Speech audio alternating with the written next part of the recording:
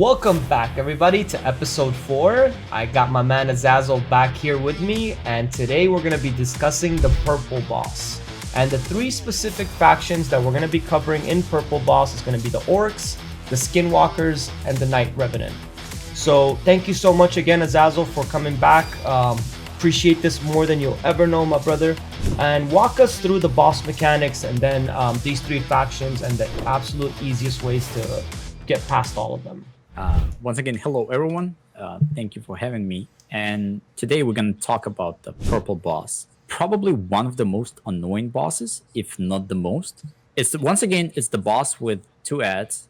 So the one on the right applies the leech, and the one on the left applies AoE provoke for 2 turns. Stun, sleep, freeze, disables the ads. So the boss himself, he has actually a very complex mechanic. Let's start with his A3. So this boss puts you on a damage clock. So every 12 turns, as soon as boss HP drops below 25%, the boss will do an HP swap. So he will pick a highest HP target on your team, swap their health for themselves, percentage-wise, and apply his current health to the target that was swapped from. The ability has a 12-turn cooldown. It cannot be resisted. So from that point on, you have 12 turns to kill the boss. Now, why is that a problem? Because his next ability is what makes this boss super annoying. So every 3 turns, he will do a swap debuffs and buffs. So all negative debuffs on himself, he will remove, apply them to champion of his choice. It's a random target. It's not the same every time. Take the positive buffs from that target, apply on himself, and then as a final turn, as a final movement of that ability, do a debuff spread like Vizier does across your entire team. This ability, though, can be resisted. So once again, as we mentioned in previous videos, having decent resistance on everyone, unfortunately you have to have everyone because the target's been selected randomly, is a good way to mitigate, to kind of make this ability almost harmless, which will allow you to run a team with a lot of buffs. Otherwise, you kind of forced to keep track of boss turn meter and his turn counter, because good thing about the bosses, you can see the turn counter on their abilities, how many turns you have before they will do it, and then kind of manipulate the debuffs and buffs in such a way that when he steals buffs from you, there's nothing to steal, and when he applies debuffs to you, apply as little debuffs as possible to your team. That's his A2. And then A1 is AoE ability that has a chance to apply fear for 1 turn. It's reasonably hard-hitting ability. So things like attack down actually comes in handy against this boss. So having said that, let's go and cover the first faction that actually has this boss, and it's Skinwalkers.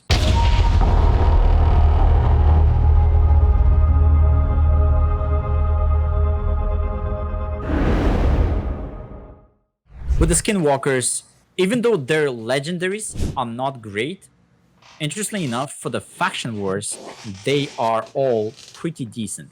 The best one of them is Hawkhorn Smartlord.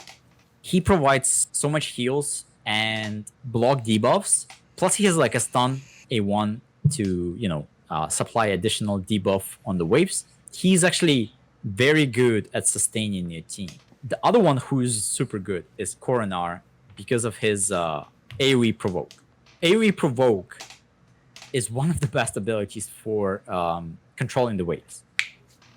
You just force all the waves to attack you all the time, and then it allows you to have a perfect flow of your team on the waves.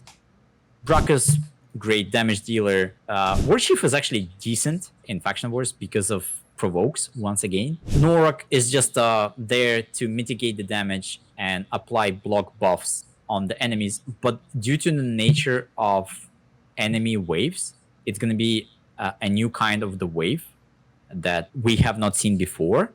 It's the wave that has Nazana, Hexia, and Paragon on wave 2, and random assortment of champions like Lua, Allure, Warden from Dark Elf faction on wave 1. It's probably the easiest wave that you can kind of meet, because they don't do anything other than deal some damage. That's about it. Norak is decent because of his passive. Other abilities are more or less useless on him. So, in my opinion, the biggest value for this faction comes from actually epics. So, Rain Beast at some point used to be a guardian of Silver Arena back in the day. People hated Rain Beasts, especially when there's 2 of them. But nowadays, almost never get used anywhere. He actually comes through as a good healer, and his passive shield ability that procs automatically on a high incoming damage is very handy. Overall, decent stats. You can put him up in different sets to make him work. Next on the list is Ursine Ironhide. Actually, very good epic for this faction because he can manipulate the turn meter. He has a chance to put the random skills on a cooldown. He has the AoE attack down, and as well as passive that further allows you to manipulate the turn meter by decreasing it. Steel Skull, the superstar of the faction. In fact, I've seen people use 3 Steel Skulls just to beat the stage 21. 1 is enough. 2 is actually a good choice. In fact, you can use second one as level 50. And the guy has it all. From old school players will tell you, he used to be clan boss, favorite, Fire Knight support. He has heal and increased defense buff on his A3. He has a debuff removal and a big heal, decent HP, okay defense. So everything that you need, he has it. Thane, honestly, as of now, I don't know anyone who yet to use her, because of the information that stage 21 doesn't matter in terms of the glyph drop rates. I don't think she gets much use. She's super squishy, very hard to keep alive. The best she can provide you is if you want to flex and do a record run in the faction, but not for the 3 stars. So that's about it. And last but not least, our solo epic guy, Basher. Great kit. It's like a budget warlord, but without a heal. So he puts the skills on cooldown. He's actually very good for progressing in the factions. There's going to be, I believe, stage 19 with 2 Valkyries and Turwald. He is a clutch champion there. So overall, he has everything that you need in a kit. Block buffs, increases cooldown, and then last but not least, he has a weaken on A1. So tank him up, make him fast, give him some decent accuracy, and if you want, throw a War Master on him for damage, and you're good to go with him. So that's about it for the... I've seen Taurus used, but I personally dislike this. It's probably mostly for the speed runs. Stay away from him. He's not that useful for faction. Now, I just want to mention few rares. One of them immediately is Narhol. So if you have a problem with, let's say you don't have Basher, let's say you don't have Coronar, so what the hell are you supposed to do with waves? Here's your answer. He has a 3-turn provoke with increased defense on himself, and then look at this ability. Glorious stuff. You make him fast, he provokes everyone, puts some killer ball on everyone, and just sits there, gets hit, and he's actually a very good champion. Very good. He's super good. He has been covered by few people. I know Stu covered him. I think Cold Brew also has guides on him. If you want, you can go to their channels, check their guides. The way they build him is the way you build him for Faction Wars. Speed, tanky, accuracy, done. Another honorable mention from the rares is Fleshmonger. He places on himself, then grants an extra turn, and he has the AoE defense down. It's not 100%, it's 75, but it's still pretty good if you want to speed up your run And once again, faster run makes it safer run. So he's a good choice. One triple hitter on A1. Good Giant Slayer candidate. When you really out of options, guys. He can be used, but he's not great. However, if you really lacking champions in a faction, Greybeard can be used, especially if you have Narhol. Together between them two, they can actually CC all the waves, and you can use other champions to take care of them. That's about it. Channeler, not really. No, he has nothing in his kit, so there's no uncommons worth mentioning. So this is the Skinwalkers. This is pretty much them in a nutshell. I can briefly just show you the run, not specifically for the boss. I will use a different footage for that, but for the waves. And as you can see, I used Longbeard. I actually failed to mention him. Longbeard is fine, but this is mostly to make the run faster. Otherwise, I will not use him. I will use Ursine Scarhide to actually beat the stage. So as you see, Coronar provoke the waves, and the waves itself is a bunch of random champions. They do nothing but deal damage. This is wave 1. Same for the wave 2. Hexia, Paragon, Nazana, both Hexia, and I think Bone Hollow, or he just Hollow, the Void rare from Necrofaction. He just deals a lot of damage, nothing else. There's no disable of any kind from this wave. That's about it. So let's move on to the works.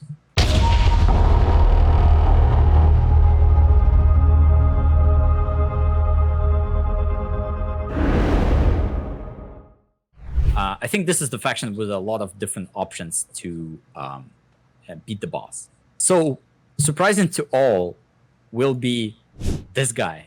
Everyone hates him when we pull him, but he is actually the best champion in the faction when it comes to beating stage 21. This ability, Lord of War, is what makes him great. The fact that you can completely drain the boss turn meter, and not just drain it, but apply it to himself and immediately take turn afterwards, pretty much, makes him super good.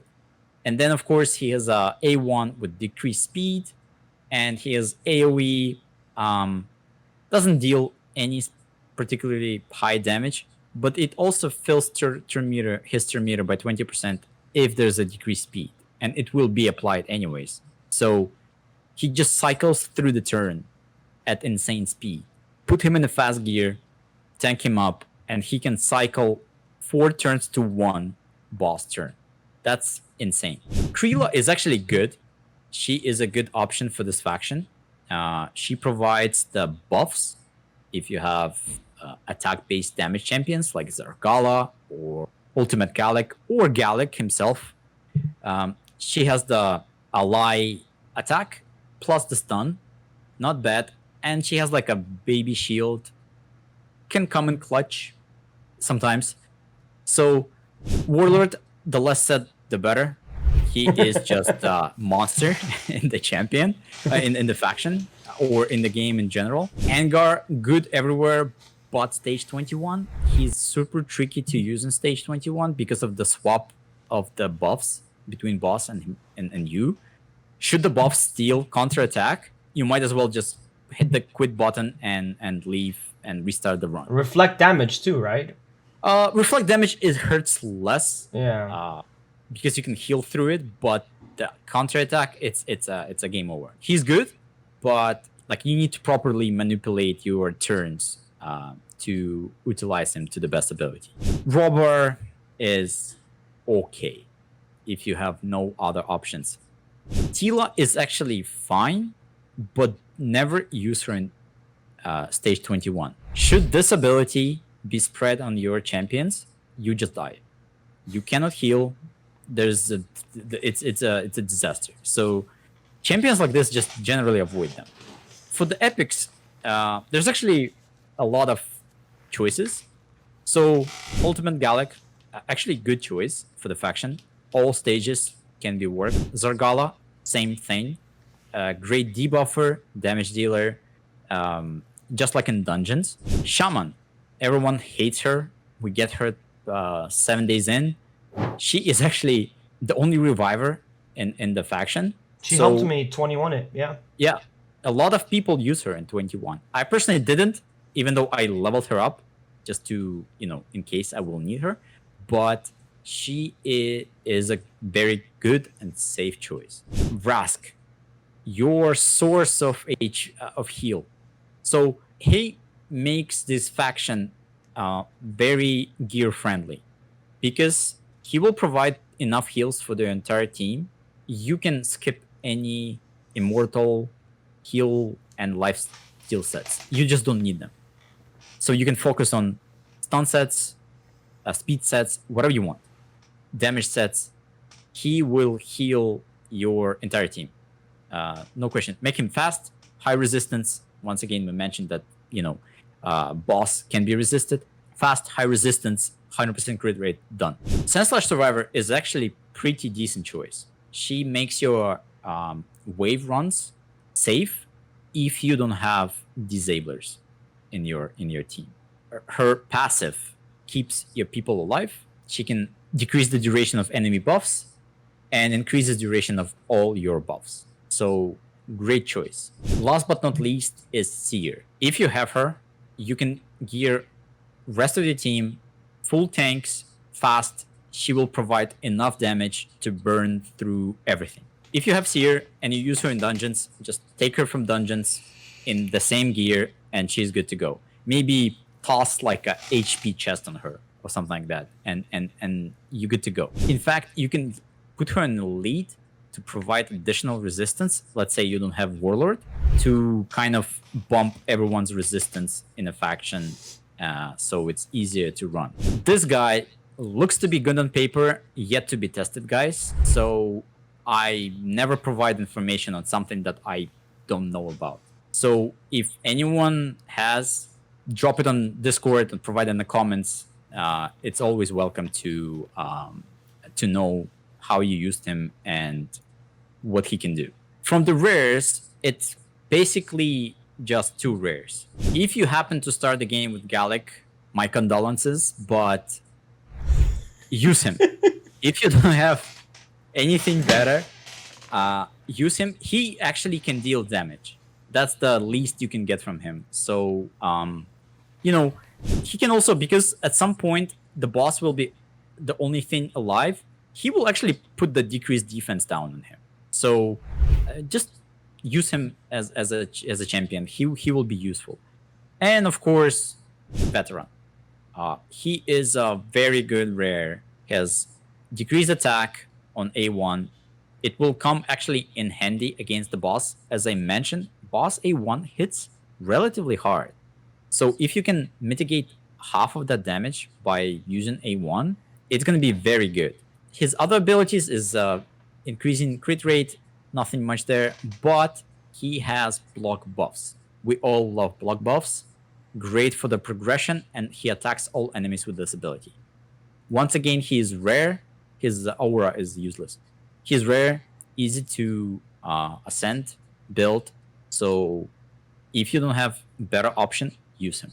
So for the orcs, I will like to launch my run. So orcs, just like skinwalkers, have this harmless wave. And as you see straight from the bat, I used Seer and Angar here.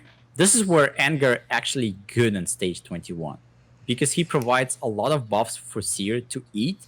So if you manual it, which you will on the boss, because if you will actually try to alter it, expect it to run for about 8 hours.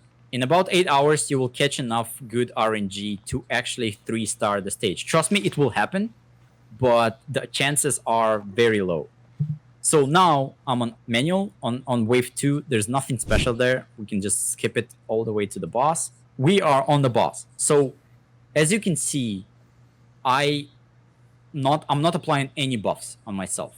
I'm just waiting for the first turn to cycle, because the first opening the boss will do is with a debuff swap. There you go. He opens with that all the time. I have Leech on me, courtesy of the right ad. And now I apply all debuffs, all the buffs on myself, waiting for the seer to cycle through her abilities so I can use the Karma Burn. We erase the ads, and off you go. So you just watch his turn meter, watch his ability counter, the A2, and you cycle through your abilities accordingly. The best way to mitigate his A2 not to have any buffs. Let him swap nothing, and then just rinse and repeat. At some point, he's gonna swap his health with most likely Rask, because he always gonna be full HP. And then you have 12 turns to burn him. Seer will do that job easily. That's about it. Oh, and before I will wrap it up, I forgot to mention her, but if you really locking the disables, Blood Feather is she's okay choice because of this ability. So she places a decreased speed and decreases the target turn meter by 30%. It's on a 5-turn cooldown. Keep that in mind. So if you don't want to invest books in her, make her fast. Otherwise, she doesn't have too much to offer in her kit. Decreased defense is good, but if you have Zargala, that's whatever. A1 basically does nothing but damage. So this is a good ability, but make her fast. So these are the orcs. Seer is not necessity. She just makes the faction easy. That's about it. A lot She just easier. makes the- Kolari, one of our members, actually uses 2 seers on stage Yeah, 21, 2 and seers, he yeah. and he got the timer down to like almost a minute. So again, you don't have to do that, but if you do happen to have 2 of them, it can actually speed up the run quite faster. This is one boss that you have to pay super close attention to their ability counter, because one mistake off on there, it can cause you a wipe. Another thing is that if you're not running a reviver for this faction and you happen to lose one member during the boss and you're trying to run it as a 4-man team, with this boss in any of the factions mentioned, it's gonna make it significantly harder, and you're gonna be Yeah. kind of stuck in that loophole of being there forever. So this is kind of like a boss that you do need all 5 members, and you need to have a reviver there for sure to help. Like, it's an annoying boss. Yeah, it's a good point that Manimal made. 4 men in this boss, doable. You can probably do it with 3 people, but you need to have a very good gear on them to do Right. that. The safest team, if you lack in a lot of options, have Shaman in your team. Someone dies, she picks them up, and you have a chance. It's on a 5-turn cooldown. Because of the way the boss fight spread out, you can reset the fight with her and redo it again, kind of thing, without leaving the faction. So you don't have to go through the waves again. So she is actually a very good champion for this. She makes the run more or less safe. So I think for the orcs, this will cover everything. And we will go to Night Revenant, which is Very hard one. a nightmare for a lot of people.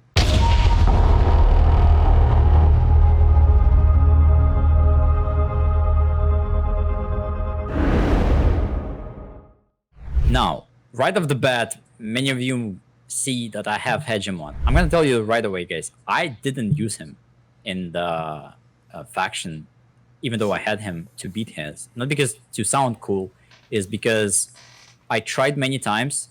I just couldn't keep him alive when he was in a stun set. So he was absolutely glorious against the waves, because this faction has the Valkyrie wave on top of that. That's why it's super difficult overall to beat this faction. I didn't have Tomb Lord, but I had Whirlin, because I was doing this faction during the Battle Pass time. So, without further ado, Solus, champion that is not being mentioned that often. He is actually extremely good in this faction. He can provide everything that you need. Bunch of provokes, damage, and stun. This is what you need from this champion. He's very tanky. he deals a lot of damage, he stuns, he provokes the waves.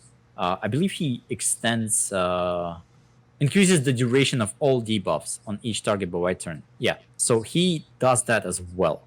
And he So- gets a massive shield. Massive. Yeah, and a massive shield to sustain. Mhm. Then we have Verlem. He is actually a very good champion on a first wave, shitty champion on a second wave, and once again, glorious champion against the boss. He has strengthen, increased defense. This is what you need to mitigate a lot of damage that the boss does. He has this ability, increases your damage, basically, and should the boss proc a lucky crit, it's not going to hit as hard. And the only usable ability on Wave 2 against Valkyries is Freeze. So you have once booked, but I mean, you probably should not book him. It's a 30% chance to put a Freeze debuff on one target. It can come clutch. Guys, remember, as we said, this is RNG battle. Eventually, you will proc that Freeze on that single Valkyrie that you forgot or missed to disable, and it will come in clutch. It will allow you to clear the wave with all 5 champions, and then he will shine against the boss. So that's I mean, if you have Hegemon, put a stun set on him, enjoy the run. That's about it with Hegemon. This guy is super rough because of his affinity. Because Valkyries are spirit, a lot of abilities that he puts down actually will be weak hits. So unless you enjoy flipping the coin more times that you need to, do not use him at all. And he's squishy. It's better to... sorry, yeah, go ahead. He's squishy. Yeah, he's also super squishy, yeah. So we move into the epics. This is where the whole action for the faction actually happens. So Miscreant Monster, an absolute monster, literally, for this faction. This ability with a stun, his A1 that also stuns. You actually don't use this, to be honest, because he will just die. There's so much damage incoming that it will just kill your Miscreant Monster, ruining the entire run. So essentially, you're just cycling these 2 abilities, and he's super clutch, guys. He will provide almost all the necessary CC for you. Just make him fast and put enough accuracy on him. He should provide the necessary CC plus the damage. Sinesha, another clutch epic in the faction. Most people who ran this faction to 3-star, almost everyone ran her in stun set, high HP, stun set, fast Sinesha. So she can cycle through these 2 abilities. She is a good healer. And of course, AoE A1. Put a stun set on her, you will never go wrong with that. And she has a glorious aura for the faction, 31% HP. So everything that you need, she has it. She's a Doom must Priest, almost. another superstar of this faction. This passive is what will keep you alive. Once again, she removes the necessity for the lifesteal gear. She removes debuffs, as we all know, and she heals your team. Make her fast, high resistance, decent HP, and good to go. And of course, she will provide this debuff because most likely your damage dealer will be attack-based champion. So she just has everything that you need. Aura is situational. Sentinel is actually good until stage 21. In stage 21, she is absolutely horrible. Do not use her in stage 21. I never seen anyone use her successfully to this date, because as soon as you're gonna put the buffs on the Valkyrie wave, you're done. She puts 2 of them, Valkyries will go and they will just kill you. Her A1 decreased attack is not valuable enough for her, so she's useless there. Faceless, if you have him, level him up. He is your main damage dealer in the faction.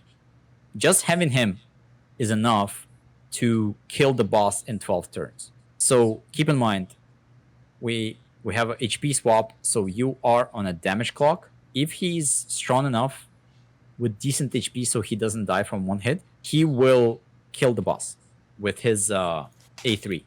It ignores defense, deals insane damage. For those who use him, know what we are talking about in other areas of the game. I mean, arena, maybe dungeons at some point. Skull Crown can be used instead of Sinesha in stun set, but then you need somehow to keep her alive, and I don't know how.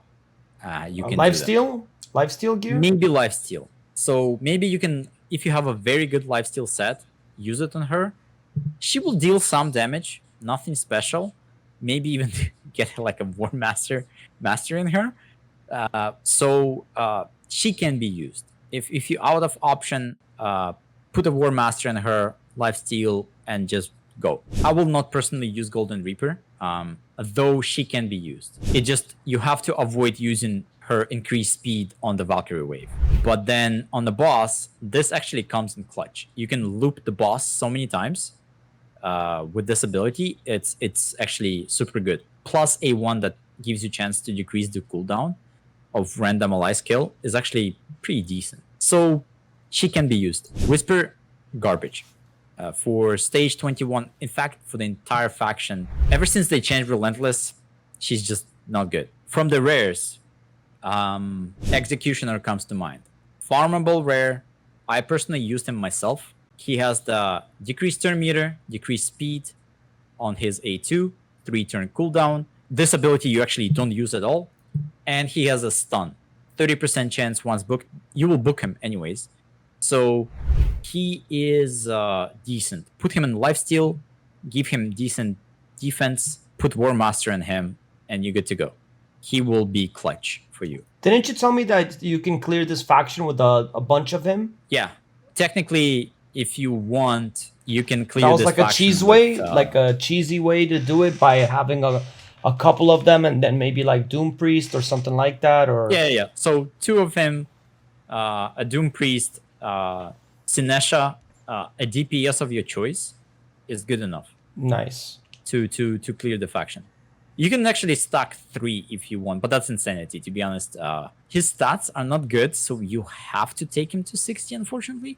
So having 3 executioners at level 60 is too wasteful, in my opinion. Right. 2, sure, just to get the 3 stars. So it can be done. Yeah, anything else? We're talking Lydia here, so any possible way, because a lot of people are not going to have those epics and they're going to need to farm, farmable rares to get it. I personally, one of the things that helped me with this faction is putting my Sifi gear on my Doom Priest, making her like 350. I remember you doing that run. Yeah, and that really helped significantly. Like she was healing nonstop. 340 speed Doom Priest. I'm telling you guys, I mean, we're practicing what we're preaching. We do that ourselves. It's for a reason, because these waves. And, having the AoEs like from Skullcrown and Sinesha really does help a lot, because CCing that Valkyrie wave and making sure that they go twice as fast as, the Valkyrie waves is going to actually keep a lot of them locked down. So if one of them goes ahead and procs the counterattack, that's kind of manageable. But when you have 3 of them proccing it, it becomes kind of like a nightmare, because a lot of your team may halfway die or something. Because they hit hard. Yeah, indeed. It brings up back to the point that we made in the first video. Yep. If you lack in gear, and this is one of the last factions to beat, do not cheap out. Put the best gear on these guys. The and best swap it gear right you back. have. Clear the faction, take it off, put them all back in the vault, and just forget about it. Job done. So, for the Night Revenant, prepare to be frustrated. I don't know a single person who did it on the first try. Because when we usually approach this faction, a lot of us didn't have these champions. Some had Hegemon. Hegemon helps with the stun set especially. Super good. But other than that, you will be super frustrated, because it's either you will have a RNG battle on the Valkyrie wave, and then you're going to have RNG battle on the boss. So just be prepared to do it over and over again. I'm not sure what else to add to... Do you have a run that you can showcase on this? I have a run that I recorded recently. I can showcase it, of course. It has all the top champions, though, unfortunately. So it has Tomb Lord, it has Hegemon. Tomb Lord is also huge for this. Yeah, Tomb Lord makes this faction much more easier. Oh, yeah. Even if one of the Valkyries, let's say, was not CC'd, but she has defense down, guys, that's 60% less shields, that's 60% less damage from her. So yeah, she went, that's fine. But then you can push through that shield without Way easier. significant issues. So even having Tomb Lord and Hegemon, I'm actually manually starting from wave 1, because by the time I hit wave 2, I want all my abilities to be off the cooldown. And as you can see, I use Hegemon, Doom Priest, Miscreant Monster, Tomb Lord, and Faceless. Faceless is still my highest source of damage. I got lucky on a wave 2. I put the skill cooldown on all Valkyries. This is dream come true. This is when all the stars, I don't know, all the planets aligned, and it happened. So most of the time, before I recorded the successful run, I failed 10 times, guys. So be ready for this to happen. That's fine. So, and once again on the boss, as you can see on the Miscreant Monster, I don't use A3 at all. It's not advisable to put the ally protect, because Miscreant Monster will just fall over and die. And that's fine in dungeon, but you're trying to 3-star this stage, right? So just cycle through his A2 and A1 and you're good to go. Say, and on the boss, once on the boss, I'm carefully applying the debuffs on the boss. Tomb Lord is actually one of the reasons Tomb Lord is super good is because his poisons are 1 turn. So any debuff that has a 1 turn left before the swap will not get swapped. It gets consumed, then the boss does the debuff swap. cleanse, swap, so there's nothing to swap. So if you're running Tomb Lord, do not take the mastery that extends debuffs. You Good might point. pay the price with like 10 poisons swapped back to you, and everyone gonna die. So yeah, as you see, guys, I'm not using A3 on the Miscreant Monster, and I'm carefully cycling through my abilities. So that's about it. That's what you should do. Keep an eye on the turn meter. Keep an eye on the boss A2 when it comes to purple boss, and of course, manage your own buffs. That's the key. I think we're done with the purple boss in my opinion. Perfect. Thank you. So thank you guys again. I think we wrapped it up for the purple boss. Hopefully this helped you guys out. Again, like some factions are going to be harder than others, so do have a little bit of patience. We tried to give you some tips. Like I know Executioner definitely helps out. He's a farmable rare. So there's different ways that we can cover things. One thing that I wanna kind of have you cover before we wrap up is Skinwalkers. Yeah, can you tell us like the budget champions, like what's the least champions that we need to have in order to like clear it, in your opinion? Like what would you say, like out of the rares? And because we didn't say that. Gnarhorn, Okay. Fleshmonger, probably Greybeard can be used at this point. Ursine Ironhide and Steel Skull. If all of them are mastered, they have to be mastered because you will not deal enough damage. Right. If all of them are mastered with War Master on, this is a budget build. Nice. This is as budget as it can go. You need some sort of healer. Steel Skull will be that healer, and probably you might run Gnarhorn in like maybe 3 sets of Immortal or heal set and Immortal. So as long as everyone is fast, they should be able to cycle through their turns fast enough plus the poisons from Steel Skull should take care of the boss. It's going to be a long run. Prepare to be there for like 20 minutes, but Right. it should be doable. And for this faction again, Steel Skull, I put my Sifi gear on him. Yeah, so this champ right there can definitely get a lot more benefit from if you have him like in the 300 speed.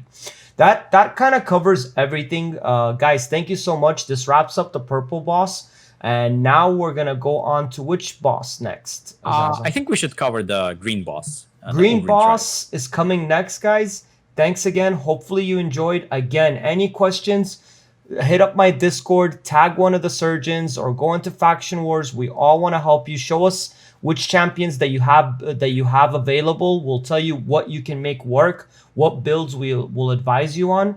And Azazel, thank you again so much. We're gonna go ahead and go into the next video next, and see you guys there. Have a good one. Okay, thank you.